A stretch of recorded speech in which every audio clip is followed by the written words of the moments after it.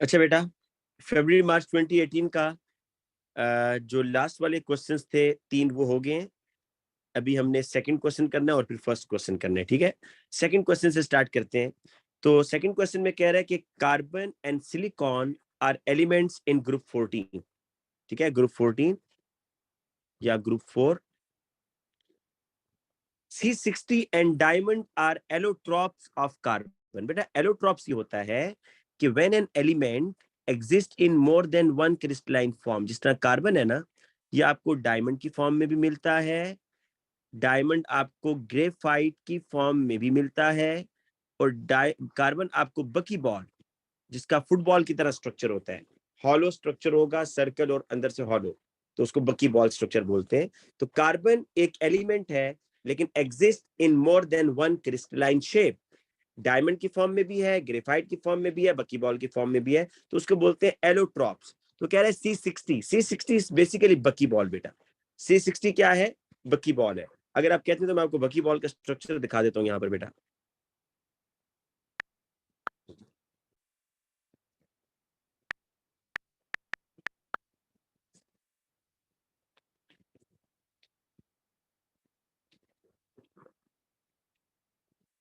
ये बेटा जो आपको डायग्राम नजर आ रही है ना स्क्रीन पर, बक मिनिस्टर फ्लूरीन, दिस इज द बकी बॉल।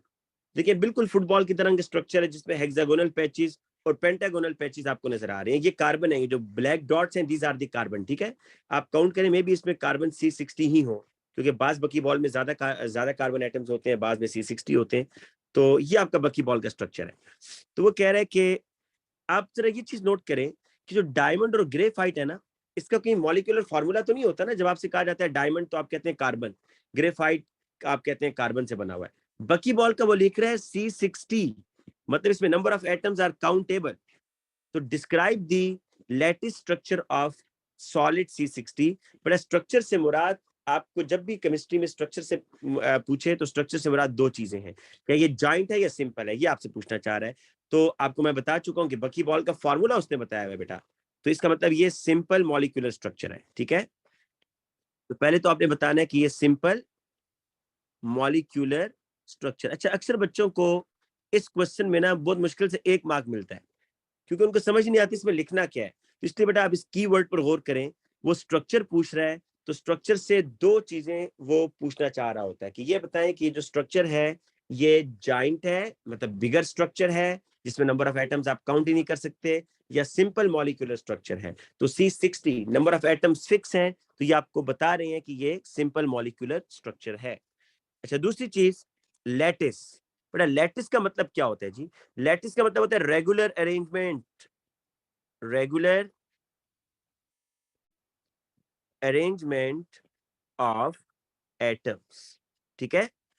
तो ये दो चीजें बेटा आपने बतानी थी कि जो बकी बॉल है ना उसका स्ट्रक्चर सिंपल है। कैसे पता चला? क्योंकि नंबर ऑफ एटम्स फिक्स है, C60 है। जब एटम्स फिक्स होंगे तो उसको आप सिंपल मॉलिक्यूल कहेंगे।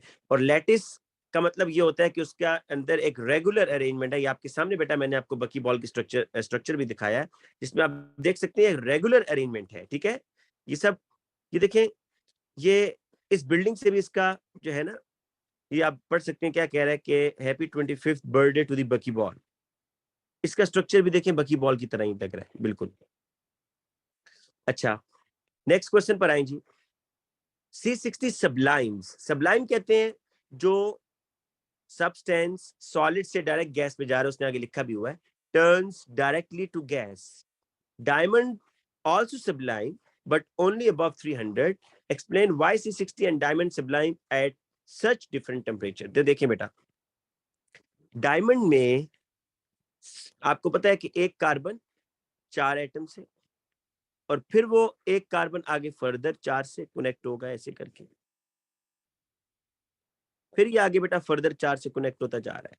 तो अगर आपने डायमंड को मेल्ट करना है या इसको बॉयल करना है तो you need to break covalent bond. बेटा डायमंड के अंदर IMF होती है? नहीं होती है। डायमंड एक जाइंट कोवेलेंट स्ट्रक्चर है, इसके अंदर स्ट्रॉन्ग कोवेलेंट बॉन्ड होंगे।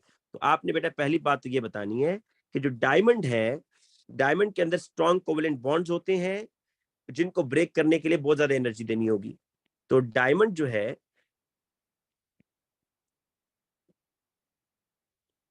has a giant covalent structure.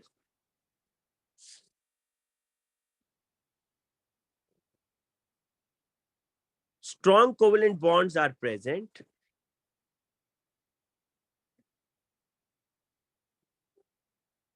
ठीक है बेटा, स्ट्रॉन्ग कोवेलेंट बॉन्ड्स हैं इसमें जी बेटा, मैक्रोमोलिक्यूल भी लिख सकते हैं. स्ट्रॉन्ग कोवेलेंट बॉन्ड्स हैं and more energy is required to break those bonds.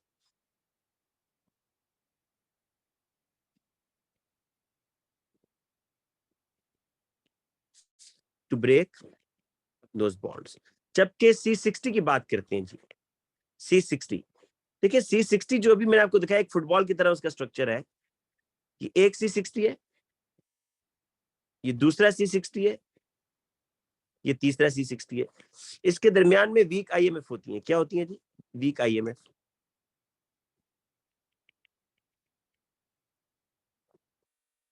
जी बेटा, आप इंटरमॉलिक्यूलर फोर्सेस लिख सकते हैं इसके अंदर, बकी बॉल के अंदर, नॉट डायमंड. डायमंड में तो IMF नहीं होती है ना भाई. डायमंड के अंदर तो स्ट्रॉन्ग कोवेलेंट लिंक ही जाएगी. देखिए मैं आपको यहाँ दिखाता हूँ, वेट, गूगल से फायदा उठाते हैं.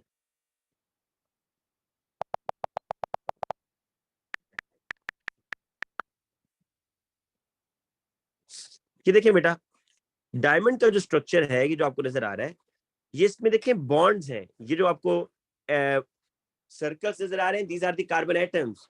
और ये एक दूसरे के साथ कोवेलेंट बॉन्ड्स के थ्रू लिंक्ड हैं. इनमें कोई डॉटेड लाइन या कोई वीक IMF तो नहीं है ना. इसकी वजह से अगर आपको डायमंड को ब्रेक करना है तो यू नीड टू ब्रेक दो strong bonds.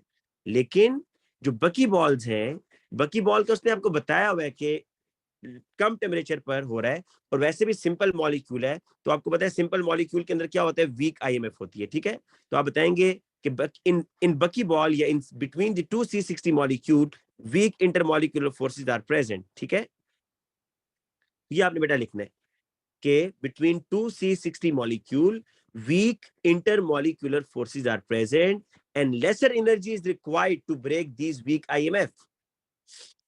Less energy is required beta. Less energy is required to break weak IMF. इसलिए इनका मेल्टिंग पॉइंट या बॉइलिंग पॉइंट क्या है, लो है. अच्छा आगे चलते हैं. अब C60 forms hydrocarbon with similar chemical properties to those alkenes. One such hydrocarbon is C60H18. What is meant by term hydrocarbon? तो बहुत ही आसान है कि a molecule or compound which is made up of carbon and hydrogen only. Carbon और hydrogen only होना चाहिए थी. इसके अलावा कोई तीसरा आइटम अगर आ गया ना, ऑक्सीजन या नाइट्रोजन, तो फिर वो हाइड्रोकार्बन नहीं है. तो मॉलिक्यूल, आप लोग साथ साथ खुद भी सॉल्व किया करें. which consist of carbon and hydrogen atom only. only लिखना मस्ट है. ठीक है, describe a test to indicate the presence of double bond between the two carbon atoms. Give the result of the test. तो बहुत ही आसान. इसमें आपने बता रहे हैं जी कि वो आपसे बेसिकली अल्कीन का टेस्ट पूछ रहे हैं कि इसमें डबल बॉन्ड जिन कंपाउंड्स में होता है उनको आइडेंटिफाई कैसे करते हैं. तो आप कहेंगे add bromine water. Add bromine water. Bromine water डालेंगे तो रिजल्ट क्या होगा बेटा, ब्राउन टू कलरलेस. क्या होगा, ब्राउन टू कलरलेस. ब्राउन से कलरलेस हो जाएगा. सबको पता है ना बेटा, ये ओ लेवल से ही पढ़कर आए. इस क्वेश्चन पर आए, इसको जरा ध्यान से सुनिएगा. 0.144 gram of C60 was placed in 100 cubic centimeter container of hydrogen gas. 20 degree Celsius temperature है. 1.0 times 10 raised to power 5 pascal pressure है हाइड्रोजन गैस का. The container was heated to make C60 and hydrogen was reacted. तो बेटा अभी तक ये बता रहा है कि आपने एक कंटेनर लिया, उस कंटेनर का वॉल्यूम कितना था, 100 क्यूबिक सेंटीमीटर, और उसके अंदर आपने ये कार्बन डाल दिया, C60 बकी बॉल डाला. कितने ग्राम, 0.144 ग्राम. और हाइड्रोजन गैस बेटा आपने डाली, एक स्पेसिफिक टेम्परेचर और प्रेशर उसने बता दिया, और कंटेनर को आपने हीट किया और कार्बन का और हाइड्रोजन का रिएक्शन हो गया. ठीक है, देखिए ये एडिशन रिएक्शन हो रहा है, हाइड्रोजन ऐड हो रही है। तो इससे क्या समझ आया कि जो बकी बॉल है इसमें डबल बॉन्ड होता है। तो वैसे भी आपको ये पता होना चाहिए कि बकी बॉल में एक कार्बन 3 एटम से कनेक्ट है। ये देखें जरा स्ट्रक्चर, बकी बॉल के अंदर बेटा जरा एक ये जो ब्लैक डॉट नजर आ रहा है, ये बताइए कितने बॉन्ड बना रहा है? 3 ना। इसका मतलब है कि हर कार्बन के ऊपर एक एक पाई बॉन्ड है, पाई इलेक्ट्रॉन जो पाई बॉन्ड बना रहा है। ठीक है, 3 एटम से कनेक्टेड है, इट मींस कि एक डबल बॉन्ड बना रहा है ना। तो बकी बॉल के अंदर एक डबल बॉन्ड है, तभी तो देखें उसमें एडिशन हो रही है। आप रिएक्शन देखें ना, तो C60 के अंदर H2 ऐड हो रहा है, लेकिन आपको उसने ये नहीं बताया कि कितने H2 ऐड हो रहे हैं। और यही वो आपसे पूछना चाह रहा है कि हाइड्रोजन ऐड तो हुए हैं, लेकिन कितने हाइड्रोजन ऐड हुए हैं, तो वो आपने बताना है।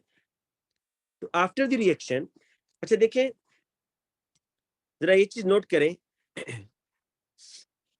कि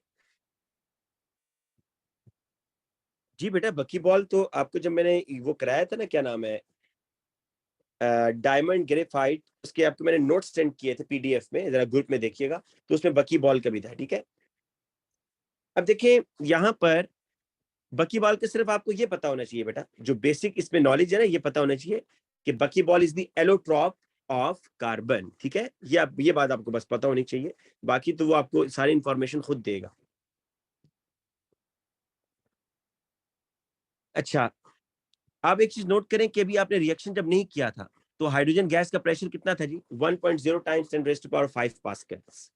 लेकिन कह रहा है कि after the reaction the container was allowed to cool, the pressure decrease to this, बेटा 1.00 टाइम्स 10⁻⁵ पास्कल से कितना हो गया प्रेशर? 2.21 times 10⁻⁴ Pascal's. तो ये प्रेशर कम हुआ या नहीं हुआ?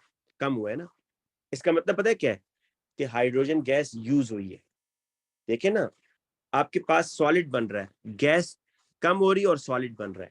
आपने हाइड्रोजन गैस एक्सेस में ली होगी, तो जितने मोल्स हाइड्रोजन गैस ने रिएक्शन किया उतना प्रेशर कम हो गया।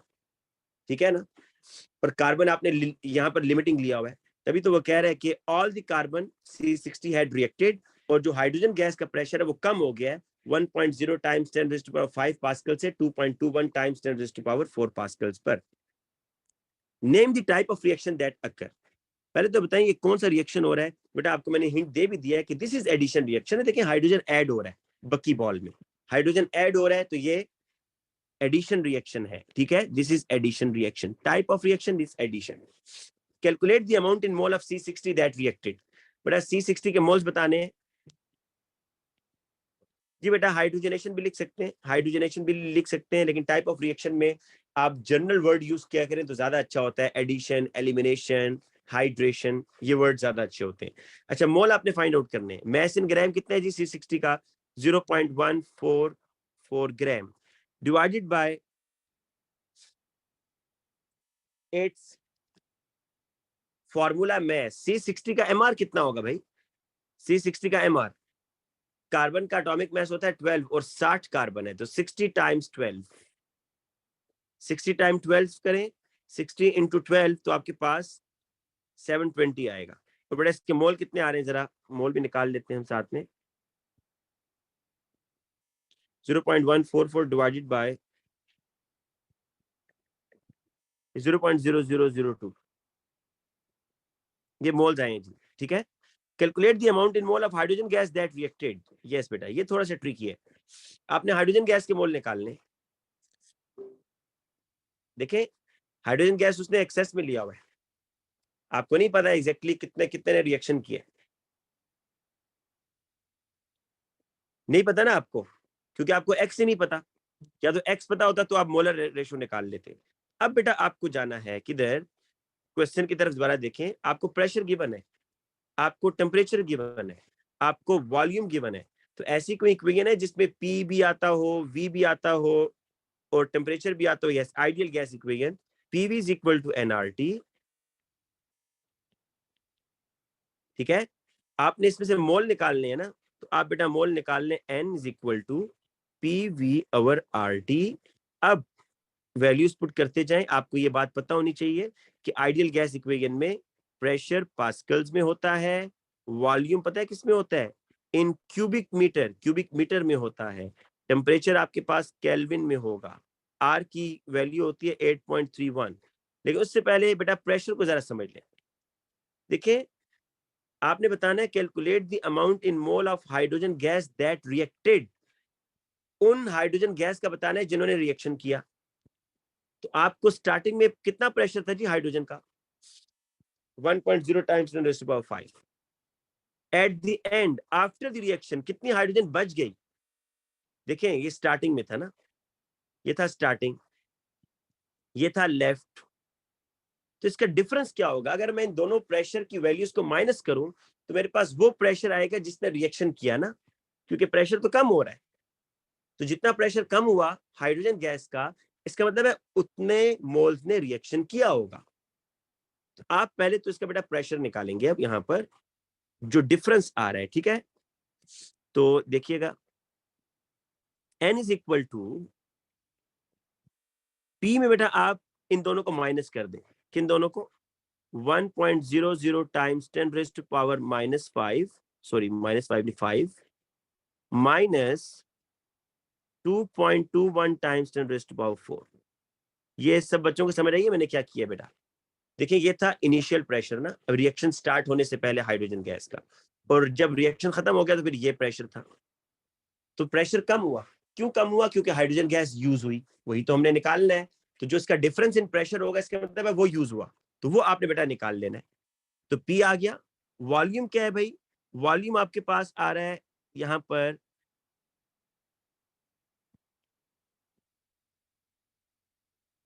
100 क्यूबिक सेंटीमीटर, ये है जी। लेकिन क्यूबिक सेंटीमीटर में है ना, तो ये जरा सुने कि cubic centimetre, cubic decimetre, cubic metre. Cubic centimetre से क्यूबिक डेसीमीटर में जाना हो ना तो डिवाइड करते हैं 1000 से, क्यूबिक डेसीमीटर से क्यूबिक मीटर में जाना हो तो डिवाइड करते हैं 1000 से। क्यूबिक मीटर बड़ी यूनिट है, क्यूबिक सेंटीमीटर छोटी यूनिट है। आपने क्यूबिक सेंटीमीटर से क्यूबिक मीटर में जाना है तो डिवाइड करेंगे 10⁶ से। जब भी स्मॉलर यूनिट से बिगर यूनिट पे जाते हैं तो डिवाइड करते हैं, ठीक है। तो 10⁶ से डिवाइड होगा। तो ये बेटा आपके पास जो वॉल्यूम आ रहा है, ये जो वॉल्यूम आ रहा है बेटा आपके पास ये आ रहा है 100, और इसको आपने बेटा डिवाइड करना है 10⁶ से, तो मैं ऐसे लिख देता हूँ टाइम्स 10⁻⁻⁶, ठीक है, डिवाइडेड बाय आर। बेटा आर कितना है, देखिए प्रेशर आपने डाल दिया, ये आर है, this is the difference in pressure. आप इसको सॉल्व करके लिख दें वैल्यू। दूसरी बेटा आपने ये वॉल्यूम बता दिया, ठीक है। आर कितना है 8.31। टेम्परेचर इन केल्विन बताना है जी आपने, टेम्परेचर कितना है 20 डिग्री, इसमें 273 ऐड कर दें तो 293 हो जाएगा। यहां से बेटा आपके पास मोल्स आएंगे, यहां से आप इसको जरा सॉल्व करें ना, आपके पास मोल्स आ जाएंगे। कोई बच्चा मुझे बताए सॉल्व करके क्या आंसर आ रहा है।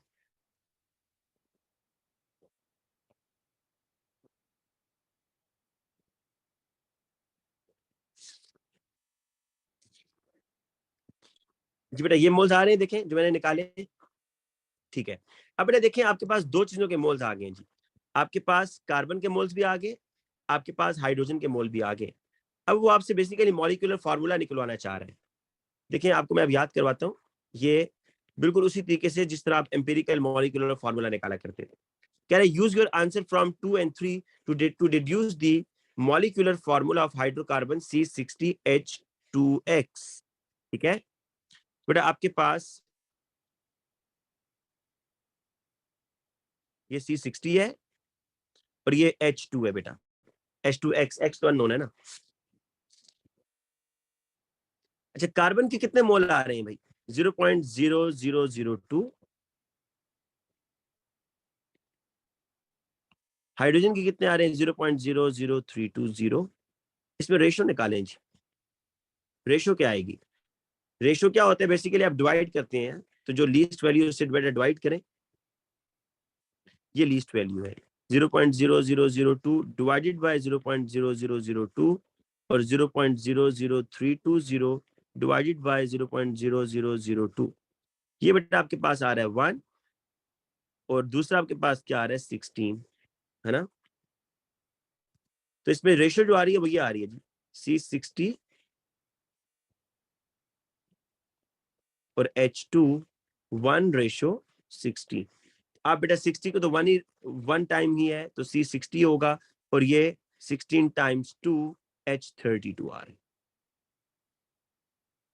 तो आपके पास जो आंसर आएगा C60 H32। ठीक है, ये आपके पास आंसर आ गए थे। अब आ जाए नेक्स्ट क्वेश्चन के ऊपर। ठीक है, आपने क्या किया जी, ऊपर देखिए आपने मोल्स दोनों के निकाल लिए थे ना, C60 के मोल भी निकाल लिए, और आपने बेटा यहाँ पर जी शिफा ये ऐसी होगा, और तो उसका कोई तरीका नहीं है। हाइड्रोजन गैस के मोल भी निकाल लिए, तो आपके पास मोलर ये आगे मोल्स। फिर आपने क्या किया जी, इनकी रेशो निकाली ना, जिस तरह एम्पिरिकल फार्मूला में आप करते हैं, मॉलिक्यूलर फार्मूला में, तो ये आपके पास रेशो आई 1:16। बेटा मॉलिक्यूलर फार्मूला वो होता है जो आपको टोटल नंबर ऑफ एटम्स बता रहा होता है। मॉलिक्यूलर फार्मूला जिस तरीके से C6H6, ये मॉलिक्यूलर फार्मूला है।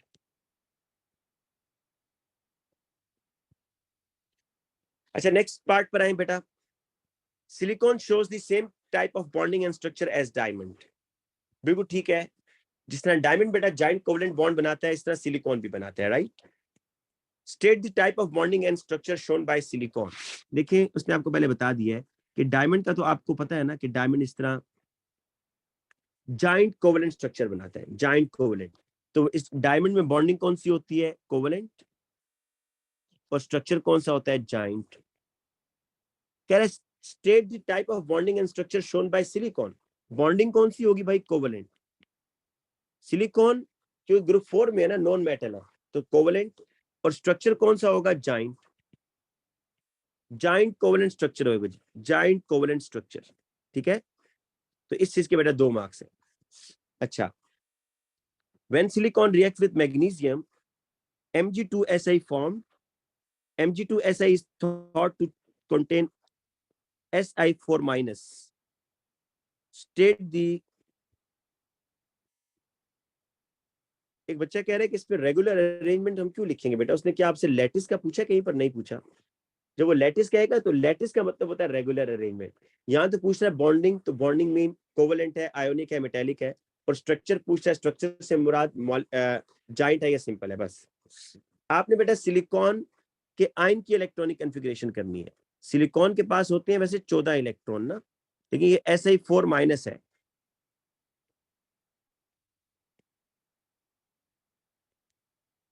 इसके पास 18 इलेक्ट्रॉन होंगे। बेटा उसने यहाँ पर शेप तो नहीं पूछे, हैदर कह रहे जी मैं टेट्राहेड्रल लिख दूं। भैया वो शेप पूछेगा तो टेट्राहेड्रल लिखूंगा ना, उसने तो शेप नहीं कहा आपसे कि शेप भी लिखो। बेटा आपने 18 इलेक्ट्रॉन की इलेक्ट्रॉनिक कॉन्फ़िगरेशन करनी है। 1s2, 2s2, 2p6, 3s2, 3p6। ये 10 इलेक्ट्रॉन, 12 और ये 18। अच्छा, आगे चलें जी। Solid Mg2Si react with dilute HCl to form gaseous SiH4 and a solution magnesium chloride. Write an equation to show the reaction of solid Mg2Si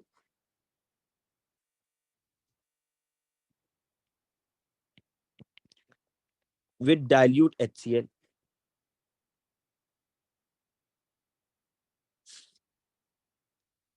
अब देखिए उसमें इसने आपको कुछ बताया है कि क्या बनेगा, यस उसने प्रोडक्ट के ऊपर बता दिए भाई, फिर क्या पूछ रहे हैं आपसे।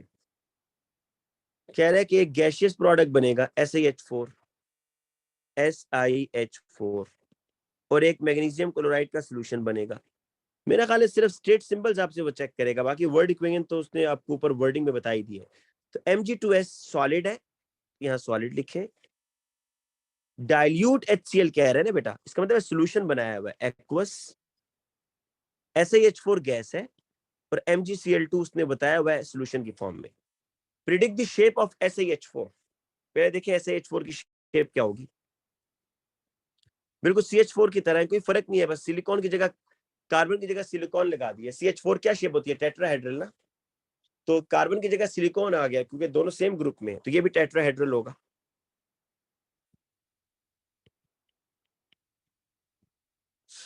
ठीक है बेटा। अच्छा, लास्ट देखें। SiH4 reacts spontaneously with oxygen to produce white solid. SiH4 है, किससे रिएक्शन कर रहा है जी? ऑक्सीजन के साथ, और व्हाइट सॉलिड बना रहा है। तो बेटा यहां से मुझे समझ आ रहा है कि व्हाइट सॉलिड अगर बन रहा है तो ये SiO2 बन रहा होगा। एक तो क्या बन रहा होगा? SiO2। And a colourless liquid, पर एक लिक्विड बेटा बन रहा है that turns anhydrous copper two sulphate blue. आपने ओ लेवल में ये टेस्ट पढ़ा होगा। Copper sulphate solid white colour का होता है, इसमें अगर आप बेटा वाटर ऐड कर दें तो कॉपर सल्फेट 5H2O ब्लू हो जाता है। याद है ये रिएक्शन आपने पढ़ा होगा। तो वो कह रहे हैं कि एक तो व्हाइट सॉलिड बन रहा है, वो तो मुझे पता चल गया SiO2 है, और एक ऐसा कलरलेस लिक्विड बन रहा है जो एनहाइड्रस कॉपर सल्फेट को ब्लू कर रहा है। इट मींस वाटर बन रहा है जी साहब। ठीक है, अब आपने बस इसमें बैलेंसिंग करनी है जी। 4 हाइड्रोजन है तो यहाँ 2H2O आ जाएगा, और ऑक्सीजन बेटा 4 हो गए तो यहाँ पर 2 लगा देंगे आप। ठीक है, जल्दी से बेटा फर्स्ट क्वेश्चन करते हैं, फिर क्लास खत्म करनी है हमने आज। जल्दी फर्स्ट क्वेश्चन पर आ जाए।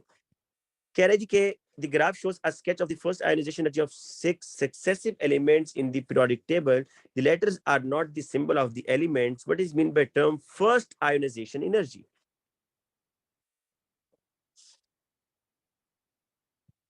अच्छा देखें, 3 मार्क्स की ये डेफिनेशन है जी फर्स्ट आयोनाइजेशन एनर्जी के लिए। तो आपने ये बताना है कि एनर्जी, मैं पूरी डेफिनेशन यहां लिख देता हूं।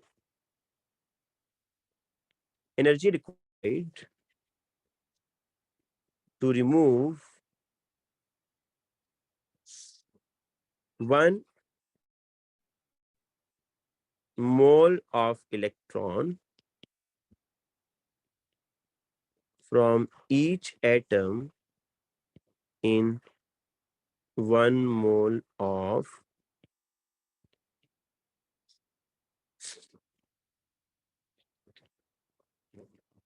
to form an ion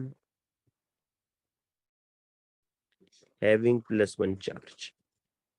basically मैंने ये लिखा है, उसने देखें यहां पर बाउंड किया है ना कि फर्स्ट आयोनाइजेशन। तो अच्छी बात है, अब ये बता दें। अलबत्ता मार्क्स की मैं इसको लास्ट भी नहीं कह रहा, लेकिन ये बहुत अच्छी बात होगी अगर आप ये बता दें कि फर्स्ट आयोनाइजेशन एनर्जी के रिजल्ट में जो आयन बनेगा उसके ऊपर +1 चार्ज होगा।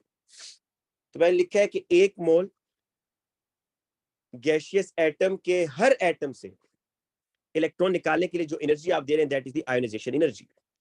अच्छा, suggest why the first ionization energy of B is much less than that of A।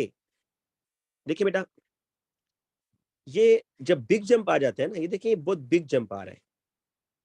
Big jump आने का क्या मतलब होता है कि कोई शेल चेंज हुआ है। बिग जंप आने का क्या मतलब होता है? शेल चेंज हुआ है।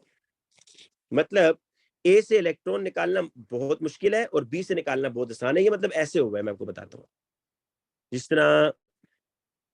अच्छा, ये आपसे कह रहे हैं कि ये जो एलिमेंट्स है ना, ये सक्सेसिव एलिमेंट्स है। सक्सेसिव का मतलब है एक के बाद दूसरा आ रहा है। तो आप ये अब नहीं कह सकते कि एक लिथियम और एक सोडियम है।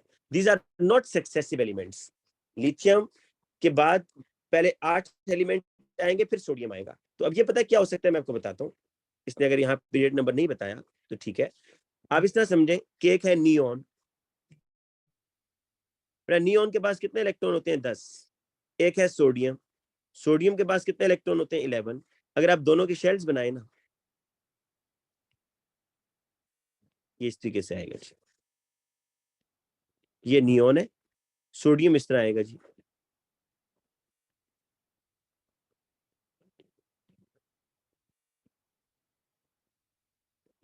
देखिए सक्सेसिव एलिमेंट्स है ना, लेकिन नियोन जो है पीरियोडिक टेबल बिल्कुल कॉर्नर पर आ रहा है, फिर सोडियम नीचे आ रहा है और एक शेल भर गया। तो सोडियम से इलेक्ट्रॉन निकालना बहुत आसान नहीं होगा क्योंकि उसका जो इलेक्ट्रॉन है वो तीसरे शेल में है।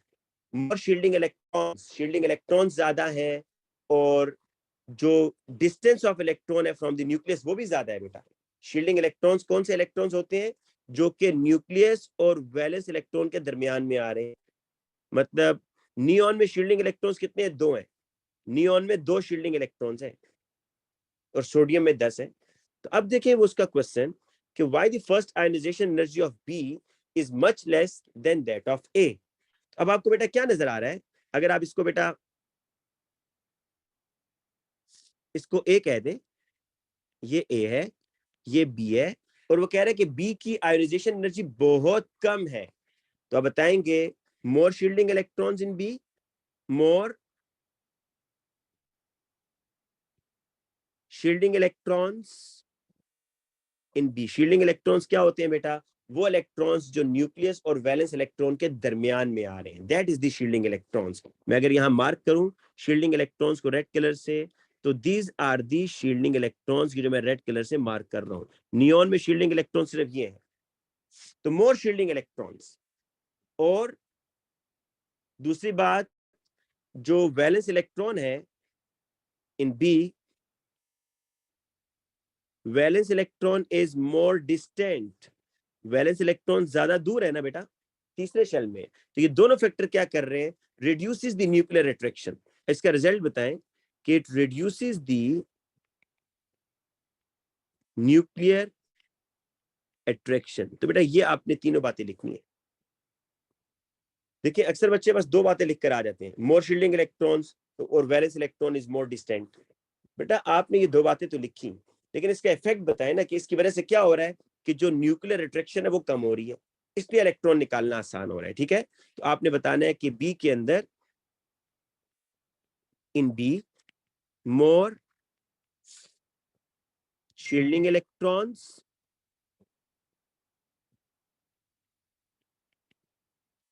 Distance of electron is more.